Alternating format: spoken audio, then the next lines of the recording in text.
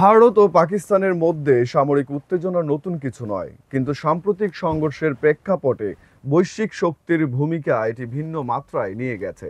এখন এই দ্বন্দ্ব শুধু দুই প্রতিবেশী দেশের নয়, বরং তা হয়ে উঠেছে বিশ্ব রাজনীতির বৃহৎ শক্তিগুলোর, বিশেষ করে যুক্তরাষ্ট্র ও চীনের পরোক্ষ সংঘর্ষের ক্ষেত্র। গত কয়েক বছরে ভারত ও যুক্তরাষ্ট্রের সম্পর্ক শক্তিশালী হয়েছে।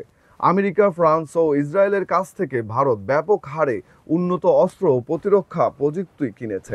এতে ভারতের সামরিক ক্ষমতা যেমন বেড়েছে, তেমনি পশ্চিমা শক্তির সঙ্গে তার কৌশলগত মেলবন্ধনও জোরদার হয়েছে। অন্যদিকে চীন দীর্ঘদিন ধরেই পাকিস্তানের অন্যতম প্রধান অস্ত্র সরবরাহকারী। এখন এই সম্পর্ক আরও গভীর হয়েছে, বিশেষ করে চীন পাকিস্তান ইকোনমিক করিডোর এবং যৌথ সামরিক মহড়াগুলোর মাধ্যমে। চীনের লক্ষ্য হলো ভারতকে কৌশলগতভাবে ঘিরে রাখা এবং দক্ষিণ এশিয়ায় প্রভাব বজায় রাখা। 2019 সালে যেমন দেখা গেছে, ভারত পাকিস্তান সংঘর্ষ পারমাণবিক যুদ্ধের আশঙ্কা তৈরি করতে পারে। বর্তমান পরিস্থিতিতেও সেই ঝুঁকি পুরোপুরিভাবে অনুপস্থিত নয়। যেহেতু উভয় দেশের পেছনে এখন বৃহৎ শক্তিগুলো রয়েছে, তাই একটি সীমিত সংঘর্ষ সহজেই আন্তর্জাতিক রূপ নিতে পারে।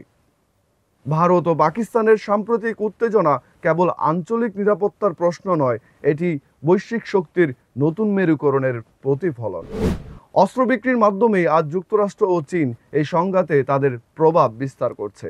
ফলে দক্ষিণ এশিয়া আজ শুধু ভূরাজনৈতিক দিক থেকেই নয়, বরং বৈশ্বিক স্থিতিশীলতার জন্য এক বিপজ্জনক ফ্ল্যাশ পয়েন্টে পরিণত হয়েছে।